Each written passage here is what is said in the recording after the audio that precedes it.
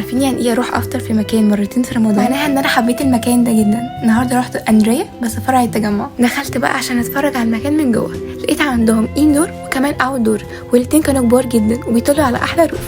وكمان لو معاك اطفال فهم عندهم كورنر كده فيه كيدز اريا لذيذ قوي، وشكل العيش كان تحفه وهو بيستوي في الفرن بتاعه. كمان عندهم كورنر للاوبن بوفيه موجود فيه مكرونه بشاميل وخضروات وخضار سوتيه وكمان رز. كمان كانوا عاملين فرايتي كتير قوي من السلطات زي السلطه الخضراء والطحينه والبنجر. والاذان اذن وبدات ان انا احضر طبق الشوربه بتاعي عشان دي اول حاجه ببدا بيها الاكل. بصراحه الشوربه كانت سخنه قوي وكانت فريش جدا، وبصراحه عايزه اقول لكم ان الاكل كان كتير قوي ودايما بيعملوا ريفل.